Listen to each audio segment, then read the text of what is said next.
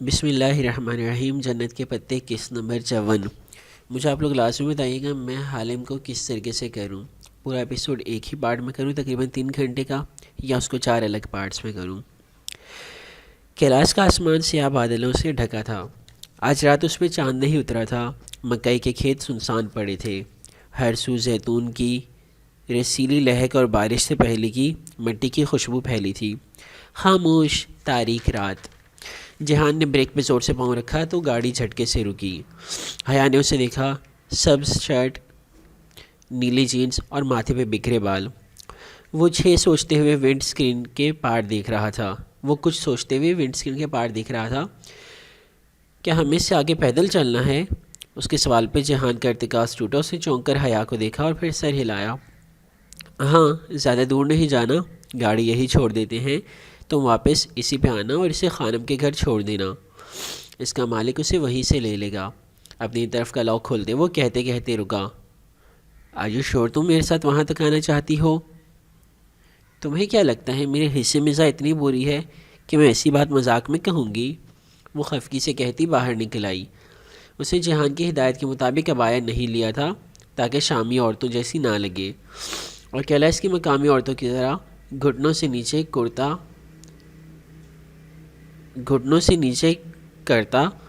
کرتا، ترک فراق ٹراؤزرز اور سر پہ مریم خانم کا پھولدار سیاہ سفید اسکارف یوں لے رکھا تھا کہ اسکارف ماتھے پہ لپیٹ کر اس کی دونوں تکیوں کی گھیرا گردن کے پیچھے لگائی اور پھر ان کو کندھوں پہ سامنے ڈال دیا، بالکل کشمیری عورتوں کی طرح۔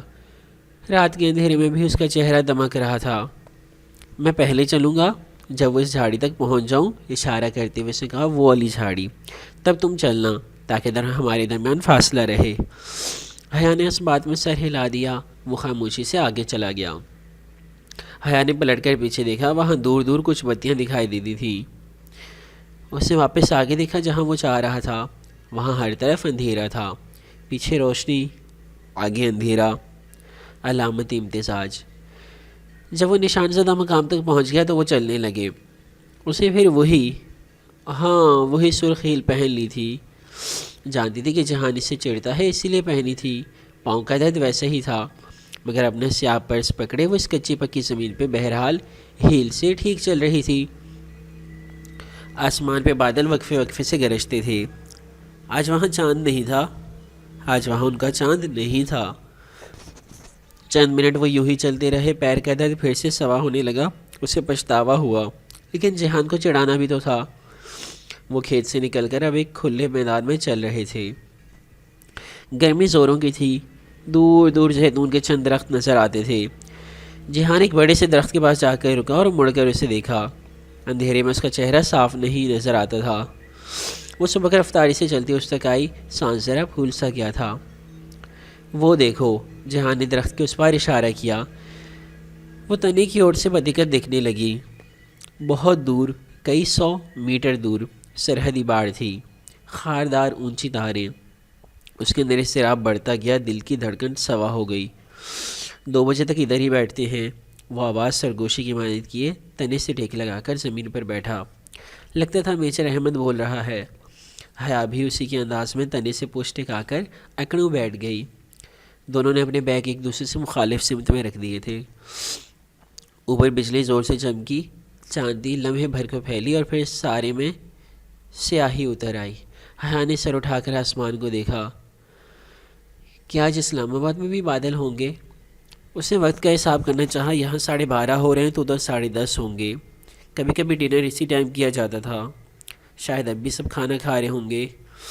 ڈائننگ ٹیبل پہ سب ہوں گے، تایا ابا کی فیملی بھی، پوپو بھی، اور وہ پلاسٹک کی بنی نتاشا بھی۔ اور اگر کوئی ابھی ان کو بتائے کہ جہان اور حیا عین اسی وقت ترکی اور شام کی سرحدی باڑ سے ذرا دور درخت تلے بیٹھے ہیں تو اللہ اللہ حیا، یہ وہ آخری موقع ہے جب ایسی بات تمہیں سوچنی چاہیے۔ اسے خود کو سرزنش کی۔ جہان تنے سے سر ٹکائے کلائی چہرے کے سامنے کیے گھڑی دیکھ رہا تھا۔ اس کا ایک ایک لمحہ قیمتی تھا۔ کچھ وقت ادھر بیٹھنا ہوگا، پھر میں چلا جاؤں گا آگے اور تم واپس۔ جہان، کیا یہ آخری طریقہ ہے شام جانے کا؟ وہ اس کو دیکھتے ہوئے فکر مندی سے بولی، میرے لیے؟ ہاں، مگر پہلے تو تم میرے ساتھ بھی کتنے آرام سے سفر کر لیتے تھے، تو اب؟ میں نے بتایا تھا نا، میرے ان سے تعلقات خراب ہیں، اس دفعہ میں یہی بارڈر کراس کر کے آیا تھا، سو اب اسی طرح جا سکتا ہوں۔ وہ بہت دھیمی آواز میں سمجھا رہا تھا، آج دونوں کا لڑنے کا موڈ نہیں تھا۔ مگر کیا تم جعلی پیپر ورک کر کے نہیں جا سکتے؟ میں اپنی شکل نہیں بدل سکتا حیا، میں ایئرپورٹ پہ گرفتار ہو جاؤں گا۔ بدل تو خیر سکتے ہو سب کچھ، وہ حیا سلیمان نہیں ہے جن سے رات کے اندھیرے میں کوئی ڈراؤنی شکل بنا کر ملو تو وہ دن کی روشنی میں نہیں پہچانیں گی۔ وہ پورے ہجوم میں بھی اپنا بندہ ڈھونڈ نکالتے ہیں۔ میں ایسی شکل پہ کوئی نارمل انسان والی دوسری شکل تو نہیں چڑھا سکتا نا۔ ہاں ہاں، بس جب کسی کو بیوقوف کہنا ہو تو میری مثال کافی ہے، وہ بغیر خفگی کے ہنس کر بولی تھی۔ پہلی دفعہ ایسی بات نے اسے خفا نہیں کیا تھا، وہ ذرا مسکرا کر سامنے دیکھنے لگا۔ چند لمحے بیتے، خاموشی کے بوجھ نے زیتون کی شاخوں کو مزید بوجھل کر دیا تو وہ بولی، جہان، تمہاری زندگی کی سب سے بڑی خواہش کیا ہے؟ یہ کہ میں زندہ رہوں اور اس لمبی سی عمر میں اپنا کام کرتا رہوں۔ اندھیرے میں بھی وہ اس کے چہرے پہ وہ چمک دیکھ سکتی تھی جو اب اس کے لیے بہت مانوس تھی۔ بہت محبت ہے نا تمہیں اپنی جاب سے؟ بہت زیادہ، اس نے بس 2 لفظ کہے، جذبات سے بوجھل لفظ، مزید کہنا بیکار تھا۔ اور تمہاری زندگی کی سب سے بڑی خواہش؟ یہ کہ میں ایک کتاب لکھوں۔ نہیں، پاشا بے کے بارے میں نہیں، ایک ایسی کتاب جس میں قرآن کی آیات کے رموز پہ غور کروں، لفظوں میں چھپی پہیلیوں کو سلجھاؤں، ان کے نئے نئے مطلب آشکار کروں۔ کہتا ہے نا قرآن کہ اس میں نشانیاں ہیں، مگر ان لوگوں کے لیے جو غور و فکر کرتے ہیں۔ میں بھی ان میں سے بننا چاہتی ہوں۔ وہ محویت سے ہلکی سی مسکراہٹ کے ساتھ اسے سن رہا تھا۔ تو پھر کب لکھو گی یہ کتاب؟ کبھی نہ کبھی ضرور لکھ لوں گی، مگر پتہ ہے میں ایک بات جانتی ہوں کہ اگر دنیا کے سارے درخت کلمے بن جائیں اور تمام سمندر روشنائی بن جائیں اور میں لکھنے بیٹھوں اور مجھے سے دگنا قلم اور روشنائی بھی دے دی جائے، تب بھی سارے قلم گھس جائیں گے، ساری روشنائی ختم ہو جائے گی، مگر اللہ تعالیٰ کی باتیں ختم نہیں ہوں گی۔ پھر سے سر اٹھا کر درخت کی شاخوں کو دیکھا۔ یہ زیتون کا درخت ہے نا؟ مبارک درخت۔ ایک مسکراہٹ اس کے لبوں میں بکھر گئی تھی۔ اوپر گردن اٹھانے سے سکارف سے نکل کر ماتھے پہ جھولتی لٹ کان تک جا گری تھی۔ یعنی کہ تم واقعی قرآن مجید پڑھتی ہو؟ وہ اس کے شجرے مبارکہ کا حوالہ دینے پہ سمجھ کر بولا تھا۔ ابھی تو نہیں، آواز میں ذرا شرمندگی در آئی، بہت پہلے پورا پڑھا تھا۔ تم پہلے پڑھتی تھی قرآن؟ میں شریعہ اینڈ لاء کے اسٹوڈنٹ ہوں، قرآن، حدیث، فقہ، شرح احکام 5 برسوں سے یہی تو پڑھ رہے ہیں، مگر پہلے کورس کی طرح پڑھا، عمل میں اب لائی ہوں۔ وہ وقت گیا جب شریعہ اینڈ لاء میں صرف مذہبی رجحان والی لڑکیاں داخلہ لیا کرتی تھیں، اب تو شریعہ کی آدھی لڑکیاں وہی ہوتی ہیں جیسے پہلے میں تھیں۔ اور اب؟ اس نے اسی روانی سے پوچھا تھا۔ اب تو میں بس کل پاکستان جا کر ہی اپنا ٹائم ٹیبل سیٹ کرتی ہوں قرآن مجید پڑھنے کا۔ وہ جیسے خود سے وعدہ کر رہی تھی۔ جہان نے اسے دیکھتے ہوئے نفی میں سر ہلایا۔ حیا، قرآن کبھی بھی کل نہیں پڑھا جاتا، قرآن آج پڑھا جاتا ہے، اسی دن اسی وقت، کیونکہ کل کبھی نہیں آیا کرتا۔ اوکے، پھر میں آج سے پڑھوں گی۔ اسے فوراً بات مان لی۔ اور اگر کوئی اور ہوم ورک ہے تو وہ بھی دے دو۔ جیسے تم میری بات بہت مانتی ہو۔ کیا نہیں مانا میں نے کہا تھا تم سے واپس چلی جاؤ، مگر تم نہیں گئی۔ ہاں تو میں اب بھی کیلاش دیکھنے ہی آئی ہوں، تمہارے لیے تھوڑی آئی ہوں۔ اسے ناک سے کوڑی۔ زیتون کی خوشبو، کچی پکی رسیلی سی خوشبو ہر سو چھا رہی تھی، جیسے اسے کپادوکیا میں غبارے پہ خوبانی نہیں کھائی تھی، ایسی اس کا دل اب زیتون کھانے کو بھی نہیں چاہ رہا تھا۔ جہان ساتھ ہوتا تو اسے سننے کے علاوہ کہاں کسی دوسرے کام کے لیے جی چاہتا تھا۔ کافی دیر بعد جب وہ ایک ہی پوزیشن میں بیٹھی بیٹھی تھک گئی تو ذرا سا پہلو بدلا، اور ایسا کرتے ہوئے پاؤں کی سمت بدلی تو جوتے کی آواز آئی۔ جہان نے چونک کر دیکھا۔ تم پھر یہی جوتے پہن آئی ہو؟ اس نے اب نوٹ کیا تھا یا پہلے سے جانتا تھا، وہ فیصلہ نہ کر سکی۔ ہاں، کیونکہ مجھے پتہ ہے تمہیں یہ کتنے پسند ہیں۔ بالکل بہت پسند ہیں، ذرا 1 منٹ اتارنا۔ کیوں؟ بس 1 منٹ نا۔ حیا نے ذرا تذبذب سے جھک کر جوتوں کے اسٹریپس کھولے اور پاؤں سے نکالے۔ جہان نے ایک جوتا اٹھا کر الٹ پلٹ کیا۔ اچھا ہے، مگر اتنا نہیں کہ ساتھ نبھا سکے۔ ساتھ ہی اس نے جوتے کے دونوں کناروں کو پکڑ کر جھٹک دیا۔ چٹخ کی آواز کے ساتھ جوتا درمیان سے ٹوٹا۔ جہان نہیں، وہ مشکل اپنی حواس باختہ چیخ روک پائی۔ جہان نے پرواہ کیے بغیر دوسرے کو بھی فوراً سے اٹھا کر اسی طرح توڑا۔ جوتے کی لکڑی ٹوٹ چکی تھی، مگر چمڑے کے باعث دونوں ٹوٹے حصے ایک دوسرے سے نتھی تھے۔ جہان نے ایک ایک کر کے دونوں کو دور اچھالا۔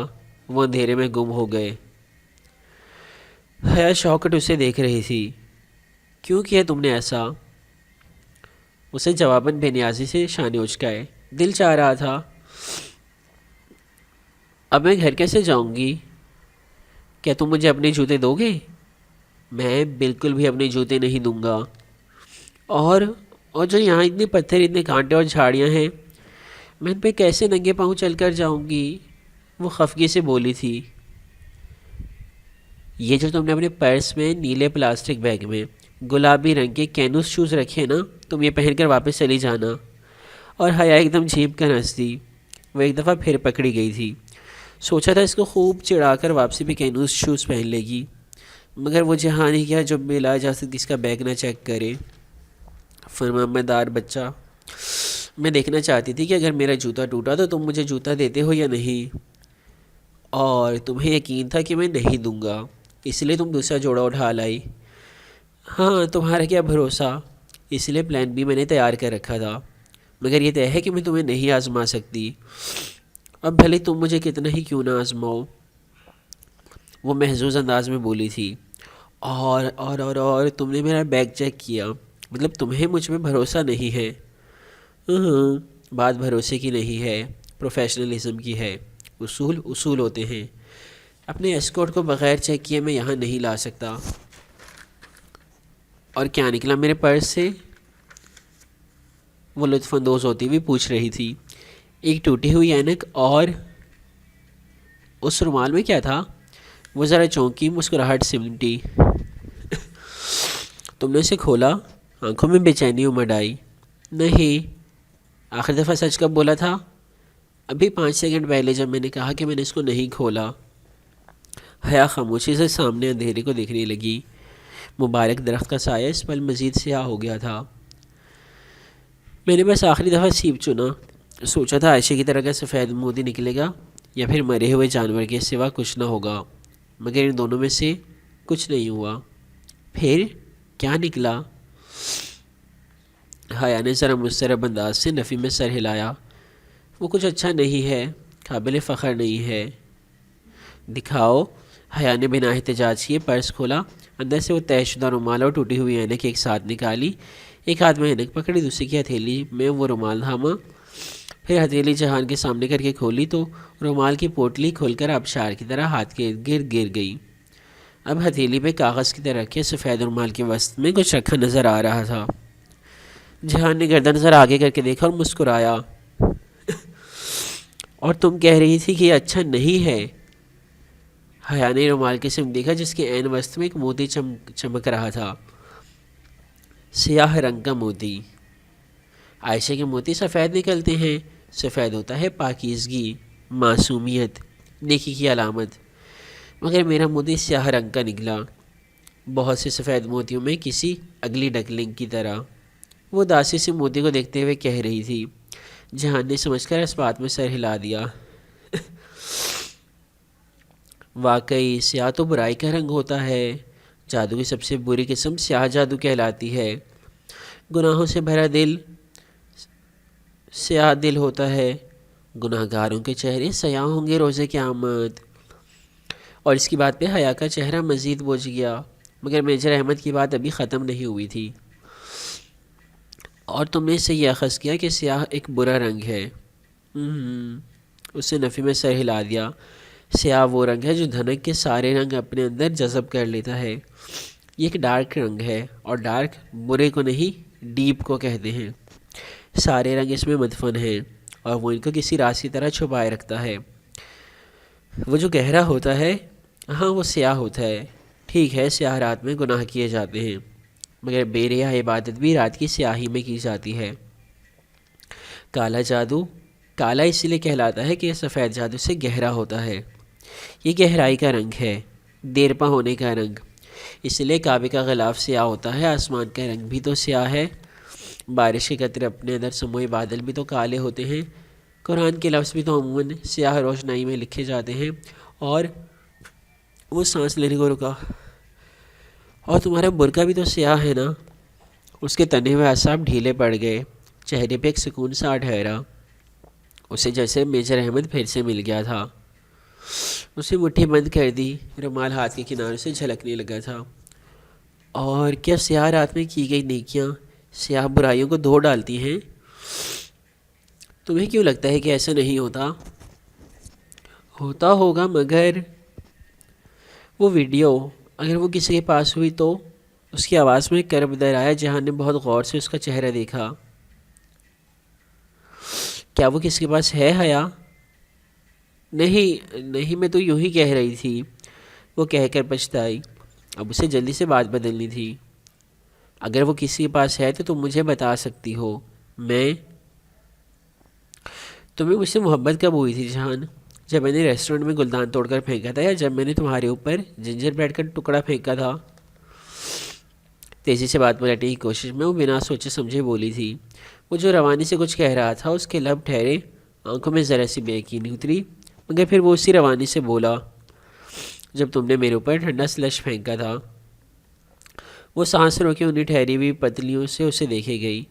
چند لمحے سرحدی لکیر کے گرد سب کچھ رک گیا، اور پھر وہ دونوں ہنس دیے۔ دیکھ لو، مجھے بھی آتا ہے لوگوں سے جواب نکلوانا۔ اللہ ان لوگوں پہ رحم کرے، جہان نے جواب دیا۔ وہ گردن پیچھے پھینک کے ہنستی جا رہی تھی، سخت گرمی میں جیسے کیلاش پہ بہار اتر آئی تھی۔ جب ہنسی رکی تو اسے مسکراہٹ بمشکل دبائے جہان کو دیکھا۔ کیا تمہیں یاد ہے پہلی دفعہ زندگی میں تم نے کیک کب کھایا تھا؟ یا پہلی دفعہ کب روئے تھے؟ نہیں نا، کسی کو بھی ایسی باتیں یاد نہیں ہوتی۔ مجھے بھی نہیں یاد کہ کب پہلی دفعہ میں نے اپنے نام کے ساتھ تمہارا نام سنا تھا۔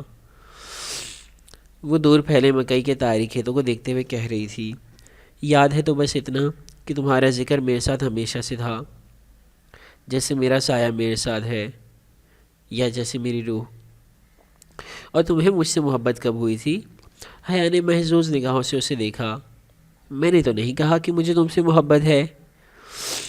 اوکے، میں نے یقین کر لیا وہ بھی جہان تھا، مگر اتنی آسانی سے تو وہ نہیں کہنے والی تھی۔ وہ جو ونڈ چائم میں نے تمہیں گفٹ کیا تھا، ابھی گھر رکھا ہے، تم پاکستان آؤ گے تو تمہیں دوں گی۔ مگر تم نے اس پہ لکھا حضرت عمر رضی اللہ عنہ کا قول پڑھا، جو وہ شخص جو صرف اس لیے اپنی بیوی کو چھوڑنا چاہتا تھا کہ وہ اس سے محبت نہیں کرتا تھا۔ مگر گھر بنانے کے لیے محبت ضروری نہیں ہوتی جہان، محبت تو بعد میں بھی ہو جاتی ہے، وفا اور قدردانی زیادہ اہم ہوتے ہیں۔ پھر وہ رکی اور بے ساختہ امٹ کر آتی مسکراہٹ روک کر بظاہر سنجیدگی سے بولی، تم نے قدردانی نبھائی، وہ ایسے کہ تم میری قدر کرتے ہو، اور جانتے ہو کہ سرچ لائٹ لے کر بھی ڈھونڈو گے تو میری جیسی بیوی نہیں ملے گی۔ اور میں نے وفا نبھائی، سو تمہیں نہیں چھوڑا۔ کیا ہوا جو تم میرے جتنے گڈ لکنگ نہیں ہو؟ کیا ہوا جو تم ایک بے مروت بد لحاظ اور بدتمیز انسان ہو؟ مگر ہو تو میرے شوہر نا۔ ساتھ ہی اس نے شانے اچکائے۔ جہان نے تائیدی انداز میں سر ہلایا۔ بہت شکریہ حیا۔ چند ساعتیں کیلاش کی سرزمین خاموش رہی، درخت اور ان کے پتے ہولے ہولے سانس لیتے رہے۔ پھر وہ بولا، میرا مسئلہ یہ تھا حیا کہ میں ہمیشہ سوچتا تھا کہ اس رشتے کو اپناؤں یا نہیں، مگر بہت دیر سے میں سمجھا ہوں کہ یہ رشتہ تو ہم بہت پہلے اپنا چکے، بات کرنے یا نہ کرنے کی حد سے آگے نکل چکی ہے، اب نبھانے کا فیز ہے۔ بس سمجھنے میں دیر ہوئی ہے، مگر میں سمجھ گیا ہوں۔ حیا کے ننگے پیروں پہ کچھ رینگا تھا، اسے جلدی سے پاؤں جھاڑا، کوئی کیڑا تھا شاید، مگر ماحول کا طلسم ٹوٹ گیا۔ جہاں نے گھڑی دیکھی 1:45 ہونے کو تھے۔ اب مجھے جانا ہے۔ اور حیا کو لگا اس کا دل زور سے سمندر میں دھکیل دیا گیا ہے۔ یہ درد اتنا شدید تھا کہ اسے جسمانی لحاظ سے بھی محسوس ہوا تھا۔ وہ درخت کی ٹیک چھوڑ کر اس کی طرف مڑی۔ جہان پلیز مت جاؤ۔ آنکھوں میں سراب لیے وہ التجا کرنے لگی تھی۔ نہیں حیا، ایسے مت کرو پلیز، میرے دل کو کچھ ہو رہا ہے، مجھے ڈر لگ رہا ہے، تم مت جاؤ۔ حیا یہ اتنا بڑا مسئلہ نہیں ہے۔ یہ اوپر ستارہ جو ہے نا، اس نے آسمان کی طرف اشارہ کیا، مگر حیا نے اوپر نہیں دیکھا۔ وہ اسے مضطرب انداز میں جہان کو دیکھ رہی تھی۔ یہ ستارہ اپنے دائیں جانب رکھ کر میں چلتا رہوں گا اور الیپو پہنچ جاؤں گا۔ یہ بہت سمپل ہے حیا۔ جہان پلیز نہ جاؤ۔ دیکھو سیکیورٹی فورسز، کیا پتہ وہ جانتے ہوں، وہ پہلے سے تیار بیٹھے ہوں۔ پھر وہ کیسے جان سکتے ہیں جب میں نے یا تم نے ان کو نہیں بتایا تو؟ مگر یہاں بارودی سرنگی ہیں۔ وہ مسئلہ نہیں ہے، مسئلہ صرف کمانڈر ہوتا ہے، اور کمانڈر شیعہ ہے، یعنی کوئی مسئلہ نہیں ہے۔ شیعہ؟ اسے حیرت سے جہان کو دیکھا۔ یہ فرقہ واریت کہاں سے آ گئی؟ دیکھو، شام کے صدر بشار الاسد شیعہ ہیں اور پاپا یعنی طیب اردوغان سنی ہیں۔ کس کے پاپا؟ او اچھا طیب اردوغان۔ اللہ تعالیٰ ایسے عقل مند بیوی ہر ایک کو دے۔ دیکھو طیب اردوغان سنی ہیں۔ سو جب بارڈر کا کمانڈر سنی ہوتا ہے تو آپ شام سے ترکی میں داخل ہو سکتے ہیں، سیکیورٹی نرم ہوتی ہے، مگر ترکی سے شام جانے میں مسئلہ ہوگا۔ لیکن جب کمانڈر شیعہ ہوتا ہے تو وہ آپ کو شام جانے دے گا۔ مجھے سمجھ نہیں آئی۔ اوہو، مطلب یہ کہ اگر شام سے ترکی جانا ہو تو تب جاؤ جب سنی کمانڈر ہو، اور جب ترکی سے شام جانا ہو تو شیعہ کمانڈر کے وقت جاؤ۔ میں اس لیے اتنے دن ٹھہرا رہا کیونکہ کمانڈر بدلنا تھا۔ 4 روز پہلے نیا کمانڈر آیا ہے۔ دنیا کے ہر بارڈر پہ کمانڈ کی تبدیلی کے گھنٹے بھر میں ہی اس کا نام وغیرہ اسمگلرز اور جاسوسوں میں پھیل جاتا ہے۔ یہ واحد بارڈر ہے جہاں پہلی بات یہی پھیلتی ہے کہ وہ سنی ہے یا شیعہ۔ یہ فرقہ واریت نہیں ہے، یہ تو بس اسٹریٹجک سیاست ہے۔ وہ اسی طرح فکر مند اور پریشان سے اسے دیکھتی رہی۔ میں اگلے ہفتے منگل کے دن پاکستان آ جاؤں گا، میرا یقین کرو۔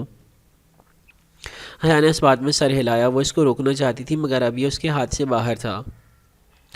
اب یاد کرو آشیانہ میں میرا وعدہ کہ ہر پلان میں ڈیسائیڈ کروں گا، یاد ہے؟ اسے گردن ہلائی۔ آنسو گلے میں پھندہ ڈال رہے تھے۔ اب مجھ سے کچھ وعدے کرنے ہوں گے تمہیں۔ وہ بہت غور سے اسے دیکھتا قطعیت سے کہہ رہا تھا، میرے جانے کے بعد تم پیچھے مڑ کر نہیں دیکھو گی۔ جو پیچھے مڑ کر دیکھتے ہیں وہ پتھر کے ہو جاتے ہیں۔ اور اب حیا نے پھر اس بات میں گردن کو جنبش دی۔ اس کی آنکھیں بھیگ رہی تھی۔ اور میرے جانے کے بعد پورے 5 منٹ بعد تم یہاں سے اٹھو گی اور مڑے بغیر واپس گاڑی تک جاؤ گی، کلیئر؟ ہاں ٹھیک۔ اس کی آواز روندھی ہوئی سی نکلی۔ اور تیسری بات، اس درخت کے اس پار یعنی سرحد کی طرف تم نہیں جاؤ گی، بلکہ واپس گاڑی کی جانب جاؤ گی۔ حیا کچھ بھی ہو جائے، بھلے کچھ بھی ہو جائے، تم اس جگہ سے آگے نہیں جاؤ گی۔ جہان، اسے کہنا چاہا مگر جہان نے ہاتھ اٹھا کر اسے خاموش کرا دیا۔ میں کچھ نہیں سنوں گا۔ میں نے کپادوکیا سے یہاں تک تمہاری سب باتیں مانی، اب میری یہ 3 باتیں تم مانو گی۔ تم یہاں سے آگے نہیں جاؤ گی، بھلے تم کچھ بھی دیکھو یا سنو، مجھے کچھ بھی ہو جائے، میں مر بھی جاؤں، گرفتار ہو جاؤں، جو بھی ہو، تم واپس گاڑی تک جاؤ گی، بس۔ اس کی آنکھیں جھلملانے لگی تھی۔ بمشکل وہ کہہ بھائی ٹھیک، مگر یہ میری ایک بات مانو۔ کیا؟ وہ جو تمہارا نکلی دانت سائنائڈ، وہ تم مجھے دے دو، میں اسے یہی پھینک دوں گی، مگر میں اس خیال کے ساتھ نہیں رہ سکتی کہ تم اپنے منہ میں زہر۔ پلیز جہان۔ ساتھ ہی اس نے بند مٹھی کھولی، رومال بھی کھلتا چلا گیا۔ میں تمہارا دل نہیں توڑنا چاہتا۔ جہان نے چہرہ ذرا دوسری سمت کیا اور انگلی سے دانت سے کچھ نکالا۔ حیا نے آنکھیں بند کر لی۔ اسے کوئی نوکدار چیز رومال پہ رکھی اور رومال بند کیا۔ حیا نے آنکھیں کھولی اور مٹھی بھینچ لی۔ گول موتی، نوکدار چیز، وہ محسوس کر سکتی تھی۔ چند لمحے وہ یوں ہی اسے دیکھتا رہا۔ رات گزرتی رہی۔ تمہیں پتہ ہے حیا، تمہیں جنت کے پتوں میں بہت اچھی لگتی ہو۔ وہ بھیگی آنکھوں سے مسکرائی۔ تم بھی میجر احمد۔ میں؟ اس کے چہرے پہ الجھن ابھری۔ تم نے کہا تھا کہ جنت کے پتے ہر وہ چیز ہوتی ہیں جو انسان رسوا ہونے کے بعد خود کو ڈھکنے اور دوبارہ عزت حاصل کرنے کے لیے اڑتا ہے۔ تو پھر اپنی فیملی پہ لگا داغ دھونے کے لیے جو یونیفارم تم نے پہنا، جو کیپ تم نے لی، وہ سب بھی تو جنت کے پتوں میں ہی آتا ہے نا۔ وہ ہلکے سے مسکرایا، پھر گھڑی دیکھی اور کھڑا ہو گیا۔ حیا نے اس کے جوتوں کو دیکھا۔ اس کے جوتوں کا رخ، ان کا رخ۔ منگل کو آؤں گا میں ضرور۔ انسان کو کوئی چیز نہیں ہرا سکتی جب تک کہ وہ خود ہار نہ مان لے۔ میں نے کہا تھا قسمت ہرا سکتی ہے، مگر میں غلط تھا۔ قسمت انسان کو مار تو سکتی ہے مگر ہرا نہیں سکتی۔ اور پھر وہ درخت کے پیچھے چلا گیا، وہ مڑ کر بھی نہ دیکھ سکی۔ اس نے وعدہ کیا تھا، سو وہی چپ کے بیٹھی رہی۔ اپنے دل کی دھڑکن، اپنے ہاتھوں کی لرزش، سب محسوس ہو رہا تھا اسے۔ ایک ہاتھ میں پوٹلی کے اندر موتی کی گولائی اور نکلی دانت کی چبھن، اور دوسرے میں وہ چونکی۔ اللہ اللہ، اس کے پیروں تلے سے زمین نکل گئی۔ ڈی جے کی ٹوٹی اینک وہ ابھی اس کے ہاتھ میں تھی۔ پھر وہ پیر سے کیڑا جھاڑنے لگی، تب وہ کہاں گئی؟ اسے بدحواسی سے ہاتھ اندھیری زمین پہ ادھر ادھر مارے، نوکیلے چھوٹے پتھر، گھاس کے سوکھے تنکے، مٹی۔ اینک کہیں نہ تھی۔ نہیں، پلیز نہیں۔ وہ ڈی جے کی اینک نہیں کھونا چاہتی تھی۔ وہ ایک دفعہ پھر سے ڈی جے کو نہیں کھونا چاہتی تھی۔ اس نے اوندوں کی طرح رومال والی بند مٹھی اور کھلے ہاتھ سے مٹی کو ٹٹولا، کچھ بھی نہیں تھا۔ رومال پرس میں رکھنے کی غرض سے اس نے پرس کھولا اور پھر بس ایک نظر دیکھنے کے لیے پوٹلی کھولی۔ اندر سیاہ موتی کے ساتھ ایک ننھی سی چیز پڑی تھی، ایک سرمئی رنگ کا چھوٹا سا کنکر۔ جہان، بے یقینی سے اس کے لب کھل گئے۔ پروفیشنلزم، اصول، اسے ان پر کوئی سمجھوتا نہ تھا۔ اس کا دل رکھنے کے لیے اس نے حیا کو تاثر دیا کہ وہ دانت نکال رہا ہے، مگر اپنے فرار کا واحد راستہ اس نے اپنے پاس ہی رکھا تھا۔ اسے نیچے پڑے اس جیسے ہزاروں کنکروں میں سے ایک اٹھا کر رومال پہ رکھ دیا تھا۔ جہان بہت تکلیف سے اسے مڑ کر درخت کی اوٹ سے اس پار دیکھا۔ پہلا وعدہ چھن سے ٹوٹا۔ دور سرحدی باڑ تاریکی میں ڈوبی تھی، اتنی تاریکی کہ کچھ دکھائی نہیں دیتا تھا۔ اسی پل بجلی زور کی چمکی، پل بھر کو سب روشن ہوا، اور تب اسے دکھائی دیا ایک ہیولا جو ٹیڑھی چال چلتا سرحد کی طرف بڑھ رہا تھا۔ 5 منٹ کب کے گزر چکے تھے۔ دوسرا وعدہ بادلوں کی گرج میں تحلیل ہو گیا تھا۔ وہ دم سادھے بجلی چمکنے کا انتظار کرتی اندھیرے میں آنکھیں پھاڑ پھاڑ کر ادھر دیکھ رہی تھی، مگر اب اس نے وہ ہیولا کھو دیا تھا۔ گزرتے وقت کا احساس کر کے وہ اٹھی اور واپس آنے کے لیے قدم بڑھائے۔ سادھی وہ جھکے ہوئے زمین پہ ہاتھ مار کر اینک ڈھونڈ رہی تھی۔ دفتن قریب ہی اس کا ہاتھ کسی سخت شے سے ٹکرایا۔ اسٹریپ، لکڑی۔ اس نے وہ چیز اٹھائی، ٹوٹی سرخ جوتی۔ اب اینک اور دوسرا جوتا ڈھونڈنا بیکار تھا۔ وہ سیدھی کھڑی ہوئی تاکہ واپس جا سکے۔ اب اسے پیچھے نہیں دیکھنا تھا۔ اپنے پرس کو پکڑا ہی تھا کہ دوسرے جوتے نکالے کہ ایک دم کہیں سے سورج نکل آیا۔ آدھی رات کو سورج، روشنی، آنکھیں چندھیاتی روشنی۔ وہ تیزی سے واپس بیٹھی۔ کالی رات روشن ہو گئی تھی، جلتی بجھتی روشنی۔ اسے ہراساں نگاہوں سے پلٹ کر دیکھا۔ سرحد پہ روشنی کے راؤنڈز فائر کیے جا رہے تھے۔ اندھیرے میں ہر طرف روشنی بکھیرتی مدھم ہوتی، پھر بکھیرتی۔ سرحدی باڑ پہ ہیولے سے بھاگتے دکھائی دے رہے تھے۔ اسے زمین پہ پڑے ایک بڑے پتھر کو خالی ہاتھ سے سختی سے تھام لیا۔ دل دھک دھک کر رہا تھا۔ روشنی، فائرنگ، گولیاں، اسپیکر پہ آوازیں۔ وہ بنا آواز کے لب ہلاتے ہوئے چلائی، جہان واپس آ جاؤ۔ آنکھوں سے آنسو ٹوٹ ٹوٹ کر گرنے لگے تھے، جسم کپ کپا رہا تھا۔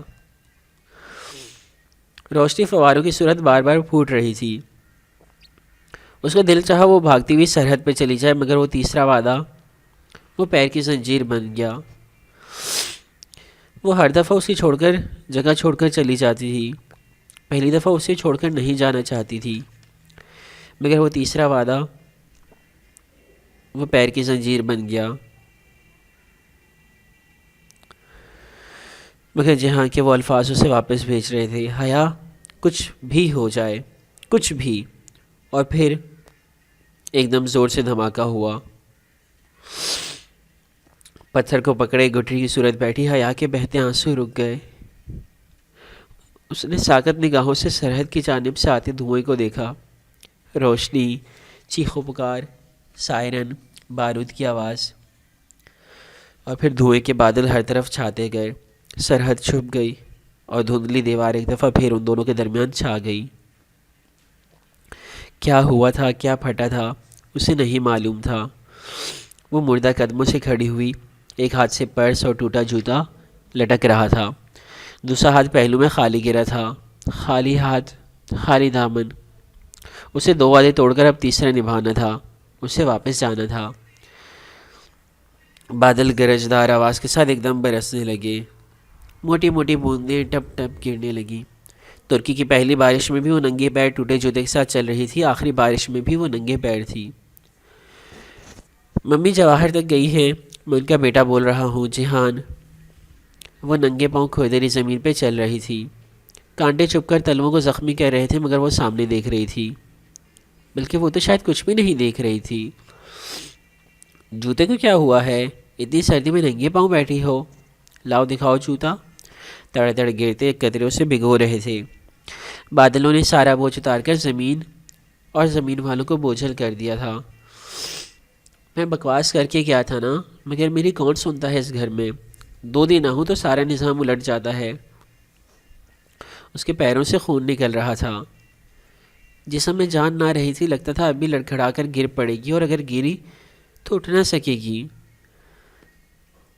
انسان وہی چیز مانگتا ہے جس کی اس کو کمی لگتی ہے، سو میں ہمیشہ زندگی مانگتا ہوں۔ اس کے ہاتھ میں صرف اپنا ایک جوتا تھا، دوسرا وہی زیتون کے درخت کے پاس رہ گیا تھا۔ جب آدھی رات کے بعد حقیقت اپنا نقاب اتار کر پھینکتی ہے تو ہر سنڈریلا کو ایک جوتا اسی مقام پہ چھوڑ کر واپس ہونا ہوتا ہے۔ اسے بھی جانا تھا۔ ہینڈسم گائیڈ ابھی مصروف ہے، کسی غیر ہینڈسم گائیڈ سے رابطہ کرو۔ وہ بارش کے قطرے تھے یا آنسو جو اس کے چہرے کو بھگو چکے تھے؟ دفعتاً اس کا پیر رپٹا، وہ اندھے منہ زمین پہ گری، ہتھیلیاں چھل گئیں، چہرے پہ مٹی لگ گئی، برستی بارش، سیاہ رات۔ بعض دفعہ قسمت ہرا دیا کرتی ہے، یا ڈی جے کی ڈیتھ ہو گئی ہے۔ وہ اٹھنا چاہتی تھی، اٹھ نہ سکی، وہیں جھکی بیٹھی سسکیوں کے ساتھ روتی گئی۔ کیچڑ، بارش، آنسو، سب گٹمٹ ہو رہا تھا۔ فرقان ماموں کی فیملی سے ڈر لگتا ہے، کیونکہ وہ سرخ مرچ کا استعمال کچھ زیادہ ہی کرتے ہیں۔ وہ مشکل ہتھیلی کے بل زور لگا کر وہ اٹھ پائی، پیر لہو لہان ہو چکے تھے۔ وہ لڑکڑاتی ہوئی موسلا دھار بارش میں پھر سے چلنے لگی۔ میں نے کہا تھا نا، زندگی میں کوئی جنت کے پتے لا کر دے تو انہیں تھام لیجیے گا، وہ آپ کو رسوا نہیں ہونے دیں گے۔ کار سامنے تھی، اس کے دروازے کو پکڑے پکڑے سہارا لیے خود کو سنبھالنا چاہا۔ جب اپنا چہرہ چھپانے کے لیے میگزین سامنے کرتے ہیں تو اسے الٹا نہیں پکڑتے۔ اسٹیئرنگ وہیل تھامے اس نے دھندلی آنکھوں سے شیشے کے پار دیکھا۔ ہر سو دھند تھی، دھند جو ان کی زندگیوں سے چھٹتی ہی نہیں تھی۔ اگر جادوگر اپنی ٹرک کے فوراً بعد ہی راز بتا دے تو کیا فائدہ؟ ہر شے سلو موشن میں ہو رہی تھی، ساری آوازیں بند تھی، بس حرکات دکھائی دے رہی تھی۔ اس نے خود کو مریم خانم کے دروازے پہ دیکھا۔ بارش اسی طرح برس رہی تھی، مگر اس کی سماعت بند ہو چکی تھی۔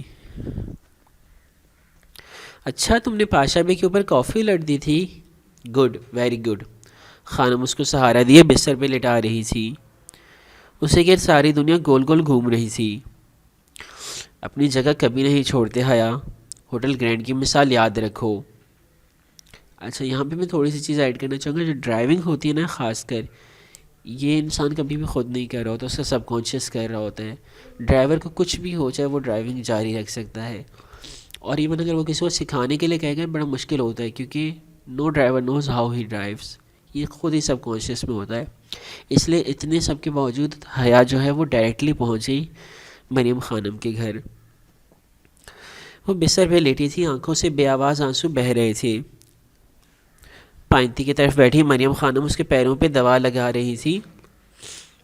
اسے درد نہیں ہو رہا تھا، ساری حسیات ختم ہو گئی تھی۔ بالکل بھی مدد نہیں کروں گا، جو کرنا ہے اکیلے کرو اور خود کرو، کیونکہ تم کر سکتی ہو۔ وہ اپنا ٹرالی بیگ گھسیٹتی ریلوے اسٹیشن پہ چل رہی تھی۔ دونوں پیر پٹیوں میں بندھے تھے، قدم اٹھاتی کہیں اور تھی، پڑتا کہیں اور تھا۔ لگتا ہے سب مجھ سے تنگ آ گئے ہیں جو بار بار جانے کا پوچھتے ہیں۔ دل کرتا ہے ماسن کی طرح کبوتر بن کر کسی غار میں چھپ جاؤں۔ ٹرین تیز رفتاری سے دوڑ رہی تھی۔ وہ کھڑکی کی طرف بیٹھی بھیگی سرخ آنکھوں سے باہر بھاگتے مناظر دیکھ رہی تھی۔ زیتون کے درخت پیچھے رہ گئے تھے، شیشے دھندلا گئے تھے یا اس کی آنکھوں میں دھند تھی، اب تو سارے فرق ختم ہو گئے تھے۔ میرا نام جہان سکندر ہے، میجر جہان سکندر احمد۔ سبانجی کا سبزہ زار بھی اسی قہر میں ڈوبا تھا، ہر سو دھند تھی، کوئی آواز کوئی شور نہیں۔ اس نے خود کو ایک فیکلٹی اپارٹمنٹ کا دروازہ بجاتے دیکھا تھا۔ چیخنا نہیں ورنہ آواز باہر جائے گی اور یہ ساری فیملی بھاگتی ہوئی آ جائے گی۔ اندر سے نکلتی فربہ مائع لڑکی اسے دیکھ کر پریشانی سے اس کی جانب بڑھ رہی تھی۔ وہ کیا کہہ رہی تھی حیا سن نہیں پا رہی تھی، بس اپنی آواز کسی گہری کھائی سے آتی سنائی دی۔ میرا سامان پیک کروا دیں انجم باجی۔ اچھا تمہیں نہیں پتا تھا کہ میں کپادوکیا میں ہوں؟ حال اس کی بیگ کی زپ بند کرتے ہوئے کچھ کہہ رہی تھی۔ انجم باجی اس کے جوتے رکھ رہی تھی، وہ بس ساکت سے صوفے پہ بیٹھی سر جھکائے بے آواز رو رہی تھی۔ تھوڑی سی کاٹن لا دو فارمیسی سے، کان میں ڈالنی ہے۔ اپنے ٹرالی بیگ کو ہینڈل سے گھسیٹتی وہ اتاترک حوالانی کے دروازے سے اندر داخل ہو رہی تھی۔ بے جان قدم، بے سوچ نگاہیں۔ پتہ ہے حیا تم کب اچھی لگتی ہو؟ جب تم خاموش رہتی ہو۔ وہ شناسا سا لڑکا تیزی سے اس کی طرف آیا تھا۔ وہ اس کو پہچانتی تھی مگر اس کو سمجھ نہ پا رہی تھی۔ وہ بول رہا تھا کچھ۔ عبدالرحمن بھائی نے کہا تھا کہ آپ سے مل لوں، کہیں آپ کو کچھ مدد کی ضرورت نہ ہو۔ آپ بہاری گل کو لے کر چلی گئی، میں بہت پریشان تھا۔ یہ ممی نے بھیجوائے ہیں آپ کے لیے۔ وہ کوئی پیکٹ اس کی طرف بڑھا رہا تھا۔ میری لغت میں 2 بجے کا مطلب ہوتا ہے 1:25۔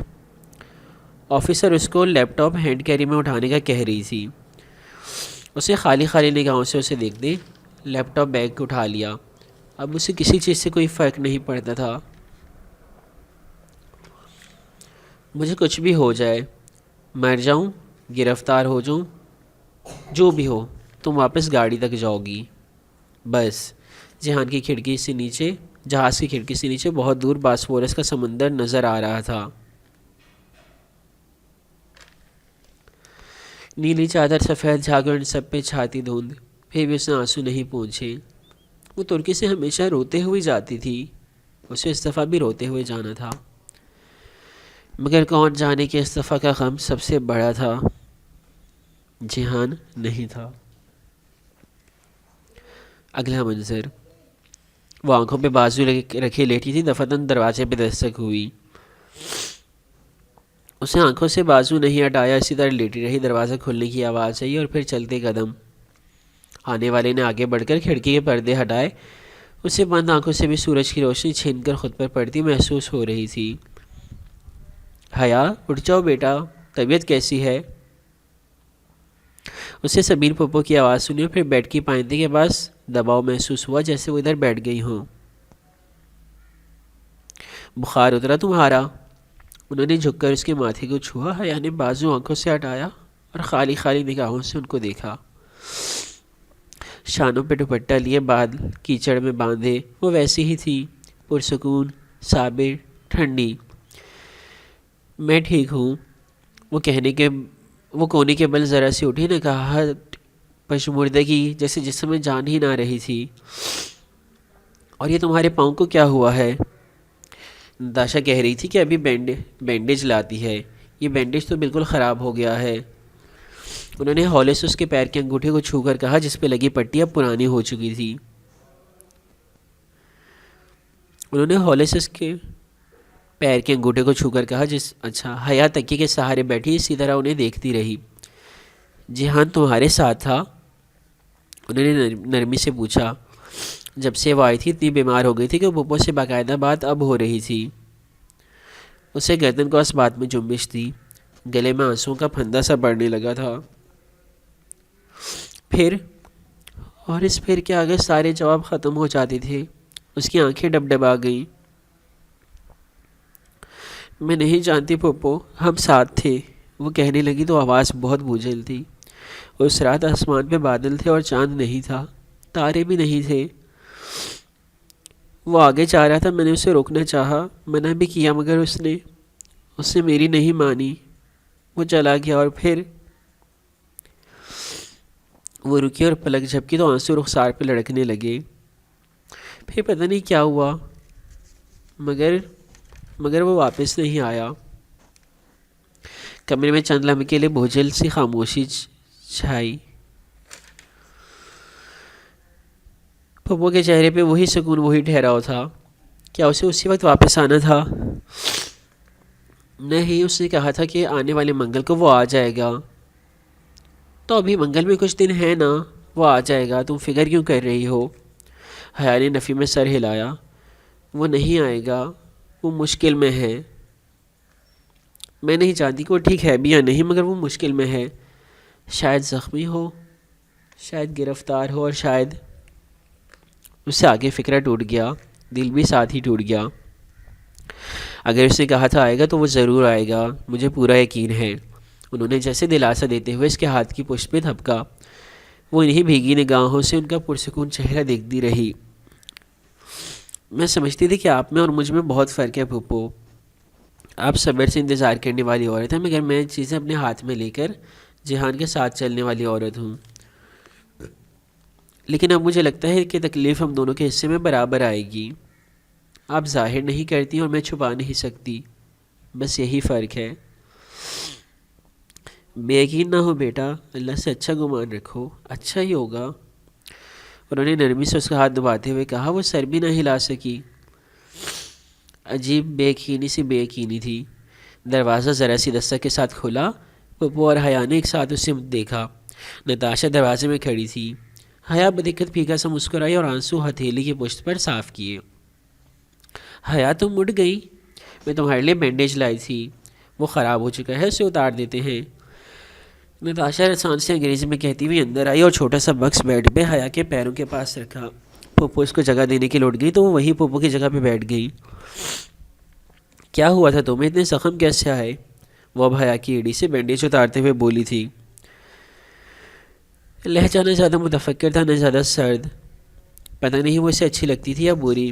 ویسے تو بے ضرر سی ہی تھی، البتہ اس کا لباس… اللہ، اس ساری پریشانی میں بھی حیا کے ذہن میں آیا تھا کہ اس طرح سیو لیس ٹاپ اور کیپری میں گھر میں گھومتی ہوگی، اور روحیلی ابا کو کوئی فرق نہیں پڑتا۔ کیا ہوا تھا پیر پہ؟ نتاشا نے دوا لگاتے ہوئے دوبارہ پوچھا۔ حیا چونکی۔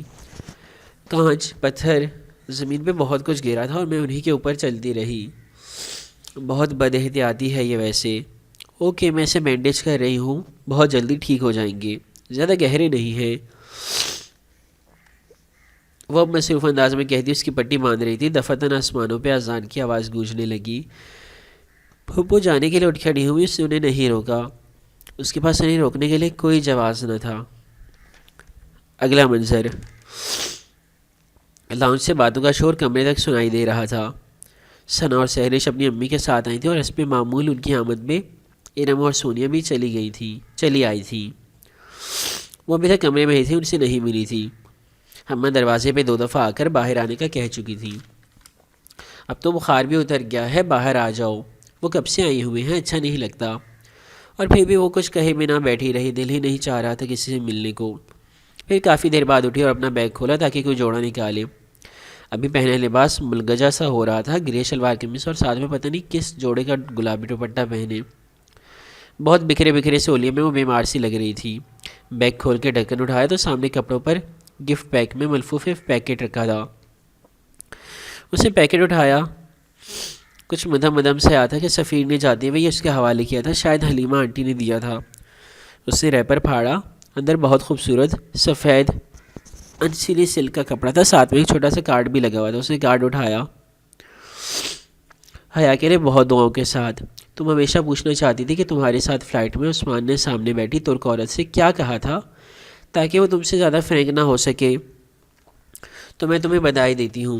انہوں نے اس عورت سے کہا تھا کہ ہم نے ایسی ڈش کا آرڈر دیا ہے جس میں انڈین اسٹائل کی تلی ہوئی پیاز بھی شامل ہے، اور بات یہ ہے کہ ترک عورتوں کو تلی ہوئی پیاز کی خوشبو سے سخت الرجی ہے، لیکن آف کورس وہ صرف اس لیے ایسا کہنا چاہ رہے تھے کہ کہیں کسی اجنبی سے بے تکلفی سے تمہیں نقصان نہ ہو۔ ہم اپنے دوستوں کا بہت خیال رکھتے ہیں، فقط حلیمہ اور عثمان۔ اس کے چہرے پہ افسردہ سی مسکراہٹ امڑ آئی۔ کچھ باتیں ادھوری بھی رہ جائیں تب بھی ان کی تشنگی نہیں ہوتی۔ جیسے ڈی جے کو مارننگ کہنے والا لڑکا اسے نہیں ملا تھا، وہ کون تھا وہ کبھی بھی نہیں جان پائے گی، اور کون جانے کہ اس کو خود بھی پتہ تھا یا نہیں کہ ڈی جے اس دنیا سے چلی گئی ہے۔ کون جانے۔ اسے بیگ سے کپڑے ادھر ادھر کیے، آگے پیچھے ہر جگہ دیکھا، پھر دوسرا بیگ کھولا، اس کا ونڈ چائم کہیں نہیں تھا۔ پتہ نہیں وہ اسے کہاں بھول آئی تھی۔ دل اتنا خراب ہوا کہ اس بات سے کہ وہ لباس بدلے بغیر بال کیچڑ میں باندھے ہی باہر آ گئی۔ مطلب حد ہو گئی، ایک دم سے ہمیں اتنی سنا دی رضا بھائی نے، ہمارا کیا قصور؟ اور وہ فائز وغیرہ ان کو بھی تو دھیان رکھنا چاہیے تھا نا۔ ثنا لاؤنج کے صوفے پہ بیٹھی زور و شور خفی سے کہہ رہی تھی۔ حیا کو آتے دیکھا تو بات روک کر جلدی سے اٹھی۔ حیا ابا کدھر ہیں آپ؟ سب کہہ رہے تھے کہ آپ آتے ساتھ ہی بیمار پڑ گئی ہیں۔ وہ بڑے تپاک سے اس کے گلے لگی۔ حیا زبردستی ذرا سی مسکرائی۔ سونیا بھی اچھے سے ملی۔ باقی سہرش اور ارم تو اپنے اپنے موڈ میں تھی، مگر اسے کہاں پرواہ تھی۔ نتاشا اپنے مصروف انداز میں بے نیاز سی صوفے پہ بیٹھی میگزین کے ورق پلٹ رہی تھی۔ تو پھر کیا تم نے فائزہ سے شکایت کی؟ مجھ سے بیٹھ گئی تو سونیا بھابی نے ثنا کو تفکر سے دیکھتے ہوئے سلسلہ کلام وہیں سے جوڑا۔ لاؤنج کی وسط میز پہ شیشے کے پیالے میں اسٹرابریز بھری تھی، درمیان سے کٹی ہوئی سرخ رسیلی اسٹرابریز۔ سہرش بات سنتے سنتے ایک ایک پھل کر کے کھا رہی تھی۔ ہاں آج جا کر فون کرتی ہوں فائزہ باجی کو، حد ہے۔ پھر حیا کو دیکھ کر ثنا وضاحت کرنے لگی۔ فائزہ باجی نے پتہ ہے کیا کیا ہے؟ کیا؟ حیا نے اسی کے انداز میں دہرایا، اسے کوئی دلچسپی نہ تھی۔ فائزہ ارسل کی بہن تھی، اور ارسل وہ تھا جس کے ولیمے کی رات تایا ابا نے اس کی بے عزتی کی تھی۔ فائزہ باجی نے ارسل بھائی کے ولیمے کی تصویریں فیس بک پہ لگا دیں۔ چلو اپنی لگا دی خیر تھی، مگر ہماری ٹیبل کی بھی 3 تصویریں البم میں لگا دیں اور پرائیویسی پبلک رکھ دی۔ رضا بھائی نے دیکھا اور پھر ہمیں ہی سنانے لگے۔ اب فائزہ باجی سے پوچھو کہ کہاں ہے ایتھکس کہ کسی اور کی تصویریں لگا دوں؟ وہ بس خاموشی سے ثنا کو دیکھتی رہی، اس کا ذہن کیلاش کی سرحد سے آگے نہیں بڑھا۔ آپ کی تصویر بھی تھی، ثنا نے یاد کر کے بتایا۔ اس پہ وہ ذرا سی چونکی۔ مگر آپ کی تو خیر ہے، آپ نے تو لپیٹ کر دوپٹہ لیا ہوا تھا نا، پتہ ہی نہیں چل رہا تھا کہ کون ہے۔ مگر میری تو اچھی خاصی کلاس لے لی بھائی نے۔ وہ سخت رنجیدہ تھی، غالباً ان کے گھر آتے ہوئے ہی رضا سے ان کا ٹاکرا ہوا تھا۔ ہاں حیا کا دوپٹہ نہ ہوا، سلیمانی چغا ہوا۔ ارم ذرا سی ہنسی۔ حیا نے نگاہیں پھیر کر اسے دیکھا، وہ ہاتھ میں پکڑی شیشے کی پلیٹ پہ رکھی اسٹرابری کو کانٹے میں پھنسا رہی تھی۔ پھر کانٹا منہ میں لے جاتے ہوئے اس نے حیا کو دیکھا۔ حیا کی نگاہوں میں کچھ تھا کہ ارم بے اختیار دوسری طرف دیکھنے لگی۔ ایک تو پتہ نہیں ہمارے بھائیوں کو اپنے دوستوں کا اتنا خوف کیوں ہوتا ہے۔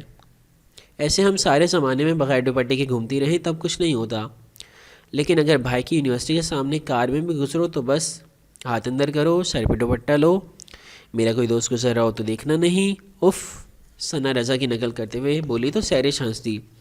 ارم فقط مسکرائی، پھر اس نے حیا کو دیکھا۔ وہ ابھی تک خاموش مگر گہری نظروں سے ارم کو دیکھ رہی تھی۔ ارم ذرا جذبز ہو کر دوبارہ ثنا کو دیکھنے لگی۔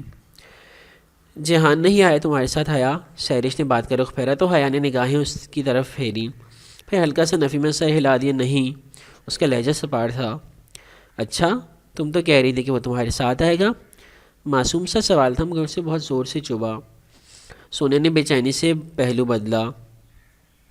اسے یقیناً سہرش کا لہجہ اچھا نہیں لگا تھا۔ کہا تھا مگر ایسا ہو نہیں سکا۔ اسے فقط یہی کہا، کوئی صفائی نہیں، کوئی دلیل نہیں، کوئی منہ توڑ جواب نہیں۔ اب تو کسی بات کا دل نہیں چاہتا تھا۔ اچھا، سہرش نے ذرا سے شانے اچکاتے ہوئے آگے ہو کر ایک اور اسٹرابری اٹھائی۔ حیا نے سرخ پھلوں سے بھلے پیالے کو دیکھا، سرخ رسیلا پھل، سرخ جوتے، بیسن کے کنارے پہ لگا خون کا سرخ قطرہ۔ اس کا دل بھر آیا تھا۔ وہ ایک دم اٹھی اور تیزی سے کمرے کی طرف گئی۔ سب نے چونک کر اسے دیکھا تھا۔ نتاشا اسی طرح بے نیاز سی میگزین کے صفحے پلٹ رہی تھی۔ آج کے ایپیسوڈ میں بس اتنا ہی۔ اپنا خیال رکھیے گا، باقی اگلے ایپیسوڈ میں، اور صرف 2 ایپیسوڈ رہتے ہیں۔